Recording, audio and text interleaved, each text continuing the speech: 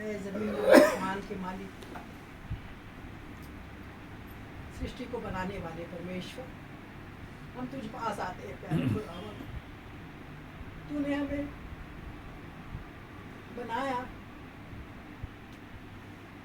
आदम और हवा के रूप में, शुरुआत तूने की पृथ्वी की, और उसी प्रतिरूप को हम जब यहाँ पर देखते हैं कि पति और पत्नी एक होंगे, एक तन होंगे, हम वही स्थिति का सामना करना चाहते हैं प्यारे यीशु। तूने पति और पत्नी करके एक परिवार के रूप में हमें जन्म दिया। दोनों पक्षों को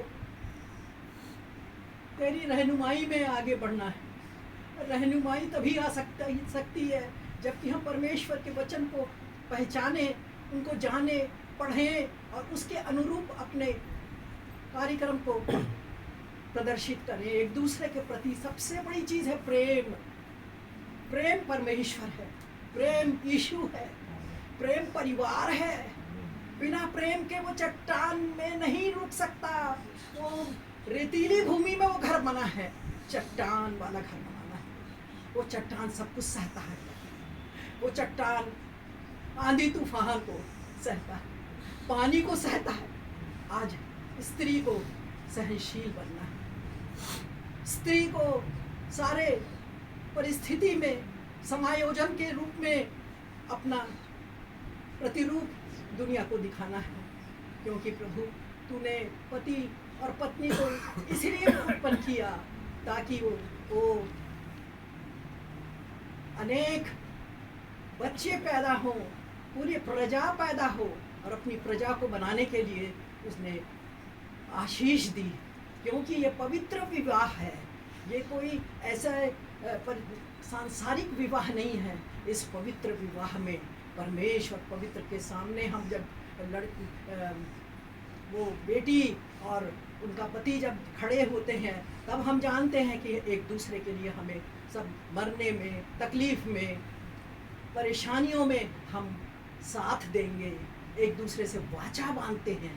इस चीज़ को स्मरण कर सकें और अपने घर को ओ प्यारे यीशु चट्टान पर बांधे रखें। तकलीफ़ें आएंगी, मुसीबतें आएंगी, परंतु संसार और समाज के सामने एक अच्छा उदाहरण हम पेश कर सकेंगे। आप मत सोचिए, परमेश्वर ने जन्म दिया है और आशीष देने के लिए जन्म दिया है। मृत्यु आपको नहीं छू सकती, क्योंकि आपके साथ यीशु है। आप यीशु से प्रार्थना कीजिए, आंसू बहाइए। हम औरतें सब कोई आंसू बहाती हैं, कोई स्त्री ऐसी नहीं है जिसको बड़ा आराम मिल रहा है। सारी परिस्थितियों में उन्होंने समझौता किया है अपने पति के साथ। इसलिए मैं वे सब मेरी बेटियों को और बहनों को यही कहना चाहूँगी कि हम स्त्रियों को परमेश्वर ने प्रेम करने वाली बनाया। यीशु मसीह के जब वो पुनरुत्थान हो रहा था, तब मरियम उसके पास गई। सबसे पहले प्रेम का ये प्रतिरूप है। प्रियो, हमको भी हमारी रिश्तेदारों के साथ किस प्रकार समायोजन करना है, एडजस्टमेंट करना है, वो सब कुछ तू सिखाता है प्यारे यीशु। और वो सीखने की सबसे पहली कड़ी है प्रेम, आशा, विश्वास। ये सारी चीज़ों को हम अपने मन में लें। हमारे रोने से कुछ नहीं होगा। हम हिम्मत से अपनी स्थिति को संभाले रखें, अपने पति को सहारा दें और उनके साथ मिल करके चलने का प्रयास करें। परिस्थितियाँ बहुत बुरी आएंगी, मैंने भी भोगा है प्रियो। ऐसा नहीं कि सब बहुत अच्छा मैसी आंटी के लिए नहीं प्रियो। मैं सोचती हूँ अगर कहानी बताना चालू करूँ तो फिर मेरे जैसा फिर वैसा वाला नहीं मिलेगा कोई। पर फिर भी क्योंकि प्रभु हमको प्यार करता है, हमको एक घराना बनाया है, दुनिया के सामने हमको महिमा यीशु की ऊपर उठाना है। उस परमेश्वर की महिमा धूमित नहीं करना है अपनी एक्टिविटी के द्वारा। इसलिए हम प्रार्थना करते हैं कि उस बिटिया को ओ प्यारे यीशु शांति दे पिता, शांति दे पिता। Yes, वो सह सके प्यारे यीशु। Yes, इसके सिवा और कोई चारा नहीं है।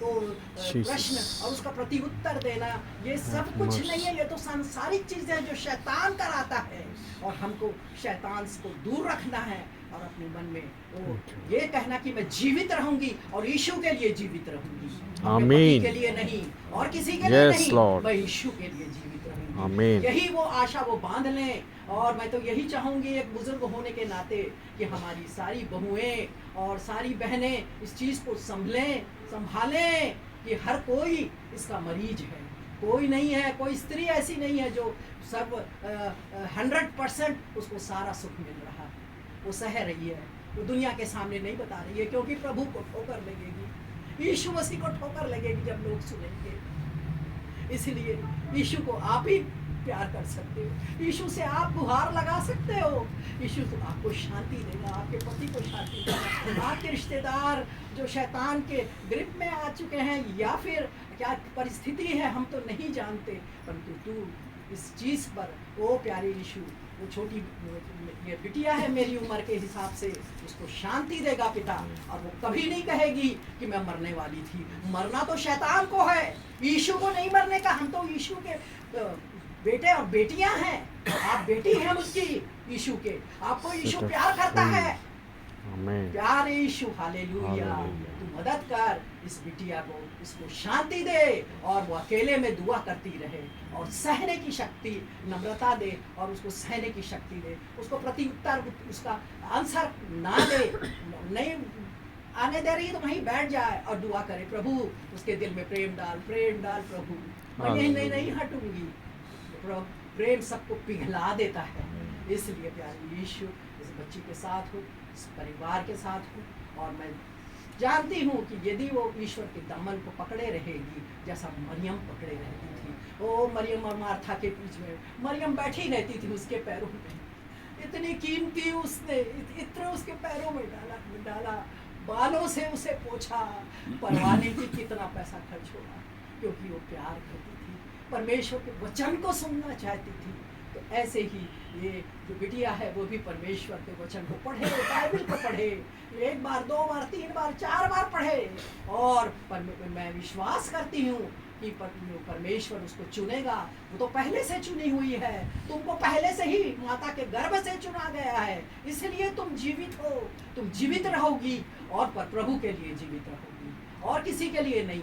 दूसरा स्थान उसके पति का आएगा और पहला स्थान प्रभु यीशु को आएगा। वो इस चीज़ को मान ले, विश्वास करे और सच में वो खुशनुमा जीवन को बिता सके। ये हम सब लोगों की यही प्रार्थना है। सब कुछ आपके बेटे प्रभु यीशु मसीह के मधुर और मीठे नाम से मैं मांगती हूँ, आमीन। Thank you very much. प्रभु का धन्यवाद हो इस फाउंडेशन के लिए जो आज यहाँ उस बिटिया के लिए बनाया गया।